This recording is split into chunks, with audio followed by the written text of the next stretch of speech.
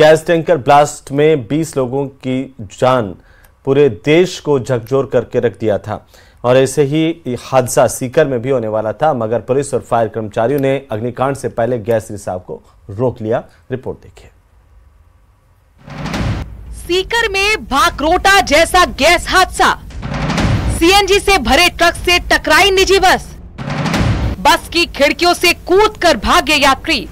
सीकर जिले के फतेहपुर में भाकरोटा जैसा बड़ा हादसा हो सकता था। गनीमत ये रही कि गैस रिसाव को समय रहते कंट्रोल कर लिया गया। दरअसल सीकर नेशनल हाईवे 52 पर लोक परिवहन बस को सीएनजी सिलेंडर से भरे ट्रक ने टक्कर मार दी। इस टक्कर के तुरंत बाद ट्रक से तेजी से गैस लीक होने लगी। इससे बस में सवार यात्रियों में हड़कंप मच गया। गैस से भरे कंटेनर की टक्कर के बाद यात्रियों में अफरा तफरी मच गई। बस में मौजूद एक यात्री ने बताया कि टक्कर लगते ही एक सफेद रंग की गैस हवा में तेजी से फैल गई और पूरी बस के अंदर भर गई। घबराकर कई लोग खिड़कियों से कूदे और कुछ दरवाजे से बाहर निकलकर घटनास्थल से दूर भागे। यात्री इतने ज्यादा घबरा गए कि अपने सामान, मोबाइल और बैग तक बस के अंदर ही छोड़कर भाग खड़े हुए। गैस रिसाव के खतरे को देखते हुए प्रशासन ने हाईवे पर ट्रैफिक रोक दिया। इस दौरान करीब 5 किलोमीटर लंबा जाम लग गया। हादसा फतेहपुर कस्बे में शाम करीब 4 बजे हुआ। हादसे की सूचना मिलते ही फतेहपुर, लक्ष्मणगढ़, रामगढ़ और सीकर से फायर ब्रिगेड की 5 गाड़ियां मौके पर पहुंच गयीं। 1 घंटे की मशक्कत के बाद गैस रिसाव पर काबू पा लिया गया। पुलिस के मुताबिक ये एलपीजी सिलेंडर की तरह नहीं है, सीएनजी गैस से भरे सिलेंडर हैं और वो एक दूसरे से कनेक्टेड है। धीरे धीरे एक एक करके लीक हुए हैं। अगर एक साथ लीक होते तो ब्लास्ट हो जाता। ये शाम को 3:30-4 बजे के lump sum private LPG CNG company का टैंकर आ रहा था। इसके अंदर 40 के लगभग सिलेंडर्स भरे हुए थे सीएनजी के। ड्राइवर ने गलती करी और ना करके लोक परिवहन की बस करी थी, उसके अंदर टक्कर लगी, जिसकी वजह से सीएनजी की लीकेज शुरू हो गई। इमीडिएट आकर के ट्रैफिक को रुकवाया गया। ट्रैफिक जो, क्योंकि ये नेशनल हाईवे है, बीकानेर, चूरू, गंगानगर, हनुमानगढ़ वाले सारा ट्रैफिक हम लोगों ने लक्ष्मणगढ़ से डाइवर्ट कराया, इधर से रतनगढ़ से डाइवर्ट कराया। पूरे घटनाक्रम में किसी प्रकार की कोई जनहानि नहीं हुई है। और वो कंपनी के जो टेक्नीशियंस हैं वो आगे, उन्होंने पूरा ये टैंकर खाली कर दिया, इसको सुरक्षा के लिए साइड में खड़ा करवा दिया। बता दें कि पिछले साल 20 दिसंबर को जयपुर के भाकरोटा में भीषण अग्निकांड हुआ था। गैस रिसाव के बाद हुए जोरदार धमाके ने पूरे इलाके को हिलाकर रख दिया था। इस भीषण आग में ट्रक, बस, कार समेत 50 से ज्यादा वाहन जलकर राख हो गए थे। करोड़ों रुपए का नुकसान हुआ था और कई परिवारों की जिंदगियां भी तबाह हो गई थी। यह हादसा जयपुर वासियों के लिए एक भयानक याद बन चुका है। न्यूज़ 18 के लिए सीकर से संदीप कुमार की रिपोर्ट। तो वहीं प्रदेश में भ्रष्टाचार के खिलाफ एसीबी का बड़ा एक्शन देखने को मिला। पीडब्ल्यूडी के अधिशासी अभियंता दीपक मित्तल के ठिकानों पर छापेमारी में बड़ा खुलासा हुआ है। सर्च ऑपरेशन में जयपुर, उदयपुर, अजमेर, ब्यावर में 16 भूखंडों के दस्तावेज मिले हैं। रिपोर्ट देखिए।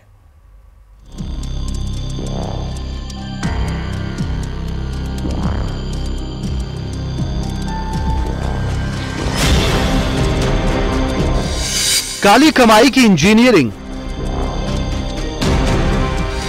5 साल में बनाई अकूत संपत्ति, इनकम से 200% ज्यादा प्रॉपर्टी।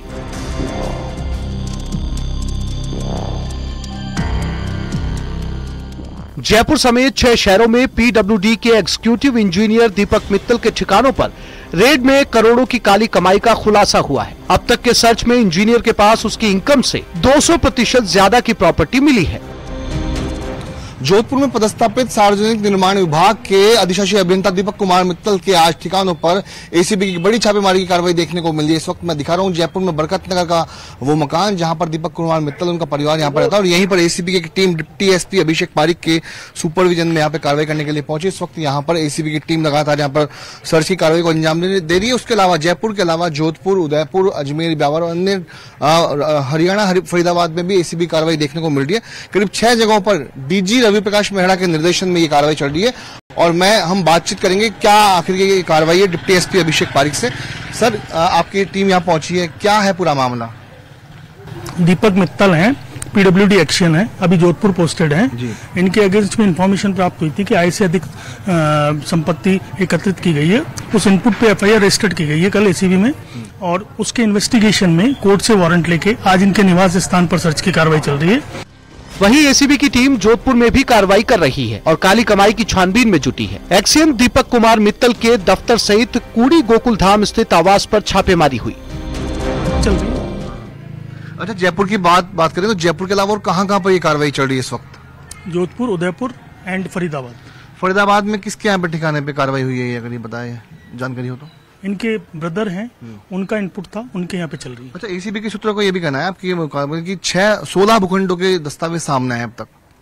अभी हमारी तलाशी की प्रक्रिया चल रही है, डॉक्यूमेंट्स मिले हैं, और एफआईआर में जो हमारी इनपुट था उसमें 16 डॉक्यूमेंट्स होने का उल्लेख है। कब ये शिकायत मिली होगी ऐसे संपत्ति के बारे में, कब मुकदमा दर्ज किया होगा? देखिए, ये हमारा एसीबी का इंटरनल प्रोसेस है।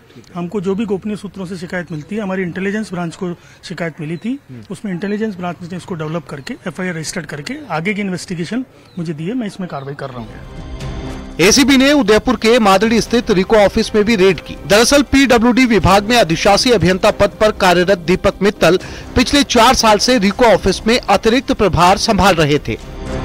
रिको उदयपुर में पदस्थापित श्री दीपक कुमार मित्तल है, उनके खिलाफ एसीबी मुख्यालय जयपुर के निर्देश पर उनके कार्यालय में सर्च वारंट लेकर आज आय से अधिक संपत्ति मामले की जांच की जा रही है। कई इनके नामी भूखंड यहाँ सर्च में पाए गए हैं। मौके पे कार्रवाई जारी है। जी, दीपक कुमार मित्तल 2019 से लेकर 2024 के मध्य यहाँ पर उनके पास अतिरिक्त प्रभार था। उस दौरान जो है कि उनके नाम से कई भूखंड मिले हैं, नामी बेनामी। इसी दस्तावेज को टीम खंगाल रही है। आप देख सकते हैं कि यहाँ पर जो टीम है सोनू शेखावत, उनके नेतृत्व में यहाँ पर टीम जो है कि सुबह से लगातार कार्रवाई कर रही है, और अब तक जो है कि कई फाइलें सामने निकली है। इसमें उनके पास अब तक 9 भूखंड ऐसे मिले हैं जो उनके नाम से, उनके परिजन के नाम से मिले हैं, और आशंका है कि अभी भी और आय से अधिक संपत्ति मिल सकती है। इसको लेकर जो है कि टीम लगातार सुबह से कार्रवाई कर रही है। अब आपको बताते कि किन ठिकानों पर सर्च ऑपरेशन चल रहा है। जयपुर के बरकत नगर स्थित मकान पर रेड, जोधपुर में स्थित दीपक मित्तल के घर पर छानबीन, जोधपुर में पीईडी विद्युत खंड द्वितीय के ऑफिस में भी रेड, उदयपुर में मेवाड़ इंडस्ट्रियल एरिया स्थित रिको ऑफिस में छापेमारी, उदयपुर के कलडवास में 9 संपत्तियों का पता चला, हरियाणा के फरीदाबाद में दीपक कुमार के भाई अंकुर मित्तल के घर रेड।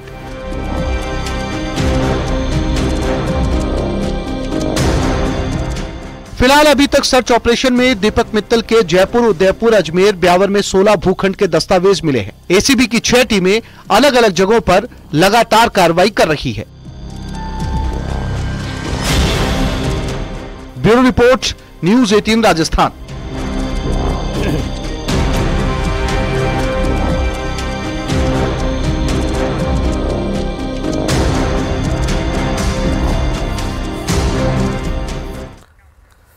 तो वहीं बीकानेर के अंत्योदय नगर में जबरन धर्मांतरण का मामला सामने आया, जहां पर एक घर में 25-30 महिलाएं, पुरुष और बच्चों का धर्मांतरण करने की कोशिश की सूचना पर हिंदू संगठनों को जैसी जानकारी मिली, कार्यकर्ता पहुंचे। क्षेत्र के लोगों ने उस घर में घुस करके हंगामा शुरू कर दिया। मौके पर पुलिस की टीम को भी बुलाया गया।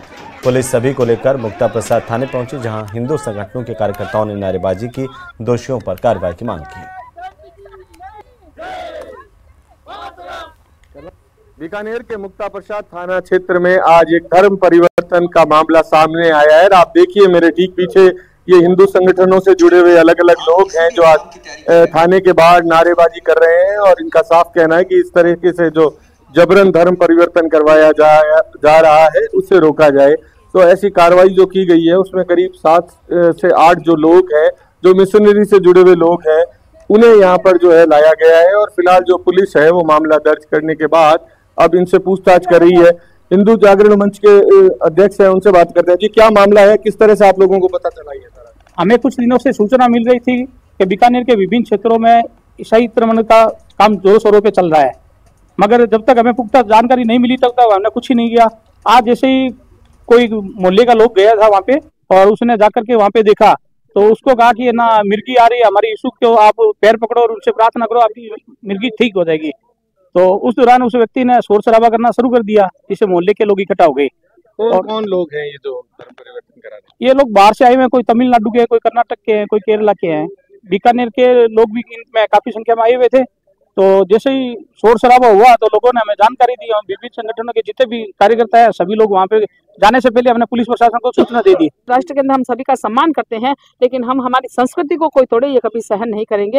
हिंदू हैं और सभी को हम सहभाव से रहते हैं, वसुधैव कुटुंबकम की भावना का सम्मान करते हैं। इसका मतलब ये तो नहीं है कि मेरा राष्ट्र धर्मशाला बन जाए, हर कोई यहाँ आकर के अपने धर्म का प्रचार करे और उसके बाद में धर्मांतरण करवाए, ये हम कतई सहन नहीं करेंगे। अभी मामला दर्ज करवाया है और ये जो लोग पकड़े गए हैं उनको और उनके साथ जो साहित्य और सामग्री उनकी वहाँ पकड़ी गई जो धर्मांतरण करने के लिए काम में ली जा रही थी वो भी बरामद करके यहाँ थाने में ले आए हैं। पुलिस अपनी जाँच और कार्रवाई कर रही है और कार्रवाई से हम संतुष्ट हैं। क्या लग और रहा है आगे कितने समय से इस तरह ये काफी समय से वहाँ चल रहा था, मोहल्ले वालों के लगातार सूचना ही आती थी कि वैसा भी ये इस तरह का हमारे वहाँ होता है। तो हम लोगों ने भी उनको कहा कि इस बार कभी हो तो ध्यान रखना, तो पुलिस को सूचित करके कार्रवाई कराएंगे।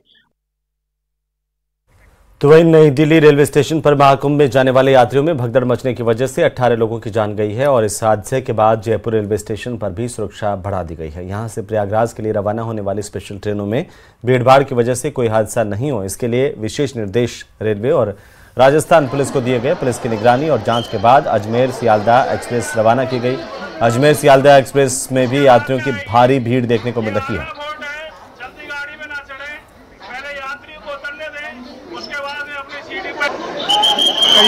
अभी इसी गाड़ी पर करीब 15-20 आदमी लगाया हुआ है और वो सभी सुरक्षा में हैं और सभी वो यात्रियों को प्रॉपर वे में बिठा रहे हैं और किसी को चलती में चढ़ने नहीं दे रहे हैं और सबको बिल्कुल धक्का मुक्का नहीं करके उनको आराम से उनको सबको बिठाया गया है। और जब गाड़ी चली है, गाड़ी चलने के समय सबको जो उनको छोड़ने के लिए आए थे उनको जो है वहाँ से हटा दिया गया है जिससे कोई दुर्घटना ना हो। इन्हीं रिजर्व डिब्बों में अभी जो उसमें जो है अपने रेलवे से हमने बात की है तो वो डिब्बे बढ़ाने की बात चल रही है, तो वो उसमें कोशिश वगैरह बढ़ाई जाएंगे, कोशिश को उन्होंने कहा है बेरन साहब ने। दिल्ली में जो है हुए हादसे के बाद जो है यहाँ आप देख सकते हैं कि किस तरह से आरपीएफ ने अपनी जो है सुरक्षा व्यवस्था बढ़ा दी है। लगभग जो आम दिनों में जो सुरक्षा व्यवस्था होती है उससे दुगनी यहाँ व्यवस्था जो है की गई है और काफ़ी यहाँ रश है, बहुत ज़्यादा जो है। आपको जो हम जो दिखा रहे हैं आपको जो है ये जो स्टेशन है, स्टेशन पर जो है काफ़ी यात्रियों का जमावड़ा है और इसके अलावा जो है इस ट्रेन को पकड़ने के लिए लोगों में होड़ मची हुई है और काफ़ी जो है यहाँ जो स्लीपर कोच आप देख रहे हैं इसमें जो है ठसाठस ये भरा हुआ है अंदर तक आप देख सकते हैं कि किस तरह से जो है कोच में लोग जो है यहाँ भरे हुए हैं। काफ़ी लोग जो है यहाँ जो है काफ़ी लोग आप देख सकते हैं कि किस तरह से जो है स्लीपर कोच में जो है यहाँ भरे हुए हैं। तो इस तरह से लोगों को यात्रा करनी पड़ रही है। काफ़ी कम जो है नाकाफ़ी इंतज़ाम जो है रेलवे ने किए हैं और इसके अलावा जो है रेलवे को काफ़ी और ज़्यादा भी जो है इसके इंतज़ाम किए जा सकते थे। कैमरामैन मान सिंह के साथ हितेंद्र शर्मा, न्यूज़ 18 राजस्थान। तो वहीं राजस्थान विधानसभा में 19 फरवरी को बजट पेश होगा और इससे पहले सदन में चल रहे गतिरोध को दूर करने के लिए सर्वदलीय बैठक बुलाई गई है। इस गतिरोध को तोड़ने के लिए और बजट के दौरान हंगामा न हो इसके लिए सत्ता पक्ष ने कैसी तैयारी की, इसके लिए संसदीय कार्य, विधि मंत्री और न्याय मंत्री जोगाराम पटेल ने न्यूज 18 से खास बातचीत की है। विधानसभा में 19 फरवरी को बजट पेश होगा और बजट पेश करने से पहले सरकार जो भी गतिरोध चल रहे हैं उसको दूर करने का प्रयास भी करेगी। इसी कड़ी में कल सर्वदलीय बैठक को भी बुलाया गया है। हमारे साथ मौजूद है संसदीय कार्य मंत्री जोगाराम पटेल जी। सर, कल सर्वदलीय बैठक आयोजित होगी? हाँ, हमारे माननीय स्पीकर महोदय ने पहले भी परंपराओं को निभाते हुए बजट सत्र से पहले सर्वदलीय बैठक बुलाई थी। सभी दलों के लोग हाजिर आए थे और चूंकि पिछली बार थोड़ा सा गतिरोध हो गया इसलिए स्पीकर साहब का ये मानना था और हम सब का भी मानना था कि आपस में बैठकर बातचीत करें। अगर उनके संबंध में कोई मन में शंका है, समाधान करना हमारा फर्ज है और इसीलिए कल सर्वदलीय बैठक बुलाई सुबह 11 बजे और सभी विपक्षी दलों के साथियों को बुलाया है। मेरा यह मानना है कि विपक्ष हमारी ताकत है जी। और विपक्ष को भी सुझाव है, आलोचनाएं वो हमारे लिए विकास के लिए काम आते हैं और मुझे पूर्ण विश्वास है कि विपक्ष में मेरे सभी साथी विधानसभा की फ्लोर पर अधिक से अधिक मुद्दे रखेंगे जो विकास से संबंधित हो, राजस्थान की आवाम के काम में आवे और हमारी जो भी आलोचना समालोचना सुझाव होंगे उनको हम स्वीकार करेंगे जिससे कि हमारे विकास की गति और बढ़ेगी, हमारे सरकार की विकास में और नए पायदान कायम करेंगे और इसी को लेकर के कल बैठक है। मुझे पूर्ण विश्वास है कि हमारा जो भी छोटा मोटा कोई गतिरोध उनके मन में है उसको हम समाप्त करेंगे और विधानसभा के फ्लोर पर हमारी जो गरिमाएं हैं उनको गरिमाओं के अंतर्गत विधानसभा के फ्लोर पर सार्थक बहस होगी। तो एक सवाल ये है कि गतिरोध जो है इसको दूर करने के लिए मतलब जब अभिभाषण हुआ उसका जवाब हुआ अभिभाषण का तो उसके पहले भी इसको दूर किया जा सकता था। प्रयास किए, इसके संबंध में मैंने 2 बार पीसीपी की है, अनेक बार बताया गया है। अब जो भी कारण रहा है हम उसको गिनाने में कोई फायदा नहीं है, लेकिन मैं ये मानना हूं कि पिछली बार हमने बहुत सार्थक प्रयास किए। मैंने भी किए, मेरे स्पीकर महोदय ने भी किए, 2 बार 3 बार विधानसभा स्थगित की, हमारे मुख्य सचेतक महोदय ने भी उनसे जाकर नापक्ष में मिले, लेकिन कोई न कोई कारण रहा है इसलिए गतिरोध नहीं टूटा। और बहुत दुर्भाग्यपूर्ण स्थिति है कि प्रतिपक्ष के नेता का अभिभाषण नहीं हुआ, होना चाहिए, इतिहास में पहली बार हुआ। उधर उर्दू पर विवाद के बीच मुस्लिम प्रतिनिधियों ने पीसीसी चीफ गोविंद सिंह डोटासरा से मुलाकात की। उर्दू विषय के मुद्दे को विधानसभा में गंभीरता से उठाने की मांग रखी है। दरअसल सरकारी स्कूलों से उर्दू हटाकर संस्कृत पढ़ाए जाने को लेकर मुस्लिम संगठन नाराज बताए जा रहे हैं।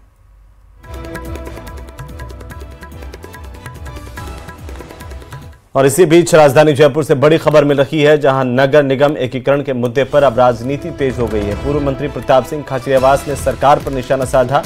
जयपुर, जोधपुर, कोटा में 2 नगर निगम को एक करने का विरोध किया है। नगर निगम एकीकरण से विकास रुकेगा, जनता का नुकसान होगा, यह कहना है प्रताप सिंह खाचरियावास का। खाचरियावास ने आरोप लगाया कि बीजेपी सरकार में अधिकारियों का बोलबाला है। विधायक, मंत्री, पार्षद और कार्यकर्ता धक्के खाते घूम रहे हैं। उन्होंने कहा कि वे खुद के ही काम नहीं करा पाते तो जनता के कहां से कराएंगे।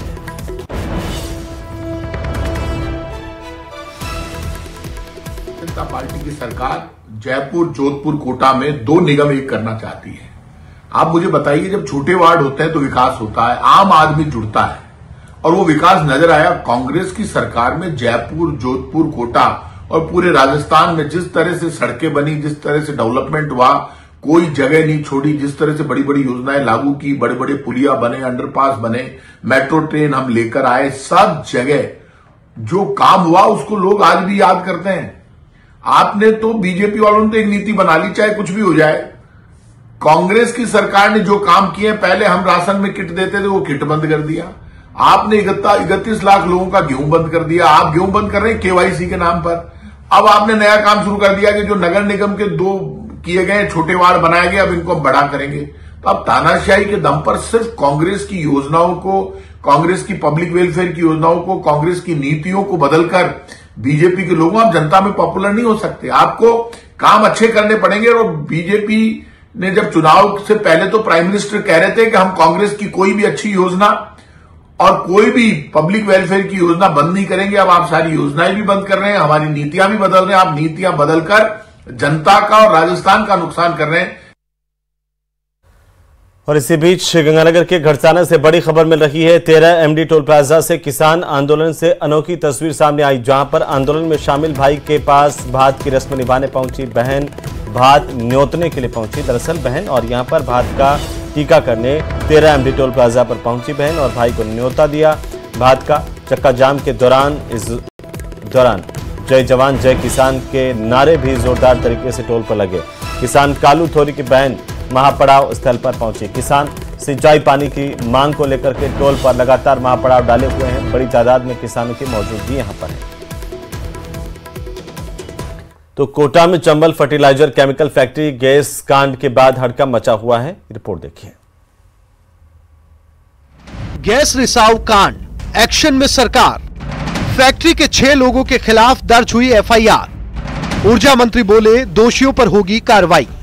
कोटा की यूरिया खाद बनाने वाली Chambal fertilisers and chemicals factory से गैस रिसाव के बाद से भजनलाल सरकार एक्शन में है। इस मामले में फैक्ट्री प्रबंधन पर केस दर्ज हुआ है और फैक्ट्री के 6 अधिकारियों पर नामजद केस दायर किया गया है। फैक्ट्री प्रबंधन पर लापरवाही से अमोनिया गैस रिसाव का आरोप है। गैस से प्रभावित महिला की शिकायत पर सिमलिया थाने में मामला दर्ज हुआ है। शनिवार की सुबह सीएफसीएल फैक्ट्री से गैस रिसाव से 18 स्कूली बच्चों की तबीयत खराब हो गई थी। अब फैक्ट्री प्रबंधन के खिलाफ ग्रामीणों में गुस्सा फूट पड़ा। रविवार को ग्रामीणों ने फैक्ट्री के बाहर प्रदर्शन किया और फैक्ट्री प्रबंधन पर लापरवाही का आरोप लगाया। ऊर्जा मंत्री हीरालाल नागर चंबल फर्टिलाइजर केमिकल फैक्ट्री पहुंचे, जहां उन्होंने फैक्ट्री प्रबंधन और प्रशासनिक अधिकारियों से घटनाक्रम की पूरी जानकारी ली। उन्होंने कहा, कंपनी की लापरवाही हुई तो कठोर कार्रवाई की जाएगी। कोटा के जेके लॉन अस्पताल में अब तक 13 बच्चों को पहुंचाया गया है। इसके लिए मेडिकल बोर्ड का भी गठन किया गया है, जिनकी तरफ से लगातार भर्ती बच्चों का रिव्यू किया जा रहा है।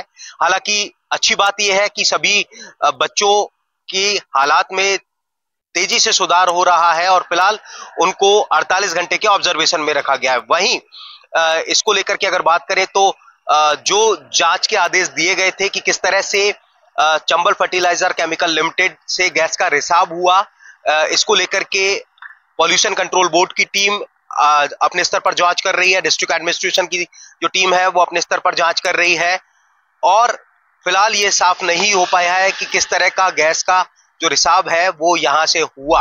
शनिवार को CFCL फैक्ट्री से सटे सरकारी स्कूल के बच्चों की जान उस वक्त आफत में आ गई जब इस फैक्ट्री से निकली अमोनिया गैस स्कूल तक पहुंच गई। अमोनिया गैस की चपेट में आकर एक के बाद एक स्कूली छात्रा बेहोश होकर जमीन पर गिरने लगी। इसके बाद बच्चों को फैक्ट्री के डिस्पेंसरी में ले जाया गया। इन बच्चों में से एक की हालत बिगड़ने के बाद कोटा के जेके लोन अस्पताल में रेफर किया गया। फिलहाल 13 स्कूली बच्चों को मेडिकल बोर्ड की निगरानी में रखा गया है और सभी बच्चों को लगातार एग्जामिन किया जा रहा है। बच्चे सब सेटल्ड हैं और इनको कुछ लोकल प्रॉब्लम्स हुई थी जो अमोनिया का रिसाव हुआ उससे, लेकिन उसका असर इनकी बॉडी पे नहीं आया। सबकी ऑक्सीजन सैचुरेशन मेंटेन्ड है। सबको किसी को भी कोई स्किन से रिलेटेड कोई चकत्ते आना, खुजली मचना, इस तरह की कोई प्रॉब्लम नहीं है। आंखों में कोई तकलीफ नहीं है, पेट दर्द किसी की भी शिकायत नहीं है। हमारे सारे HOD हमारे चेस्ट एंड टीबी वाले, पल्मोनोलॉजी वाले देख चुके हैं, HOD साइकेट्री देख चुके हैं, HOD ऑफ्थेल्मोलॉजी देख चुके हैं और HOD पीडियाट्रिक्स और उनकी टीम तो पूरा देख ही रही है। सभी का ये मंतव्य है कि बच्चे बिल्कुल सकुशल हैं। ऊर्जा मंत्री हीरालाल नागर गड़ेपन गांव पहुंचे। उन्होंने छात्रों और उनके अभिभावकों से बात करके हादसे की जानकारी ली। ऊर्जा मंत्री हीरालाल नागर ने कहा कि इस हादसे में प्रथम दृष्टया छात्रों के बेहोश होने का कारण प्लांट से गैस रिसाव का ही प्रतीत होता है। जिला प्रशासन ने जांच कमेटी बनाई है जिसमें पोल्यूशन के लोग भी है, प्रशासन के लोग भी है, पुलिस के लोग भी है और टेक्निकल लोग भी लिए गए हैं। ये जांच कमेटी भी अपनी रिपोर्ट देगी और उसके अलावा भी संभावना होगी तो और भी हम इसकी हायर लेवल पे जांच कराएंगे। लेकिन जो गलती हुई है और उसके लिए जो भी जिम्मेदार होंगे उन पे कार्रवाई भी होना चाहिए। फिलहाल इंतजार जांच रिपोर्ट का है, जिसमें क्या कुछ निकलकर सामने आता है, इस आधार पर ही बच्चों के लिए जानलेवा बनी इस जहरीली फैक्ट्री पर कार्रवाई तय होगी। न्यूज़ 18 राजस्थान के लिए कोटा से हिमांशु मित्तल की रिपोर्ट। इसी के साथ इस बुलेटिन में फिलहाल इतना ही। आप देखते रहिए news 18 Rajasthan. Good night Rajasthan. नमस्कार।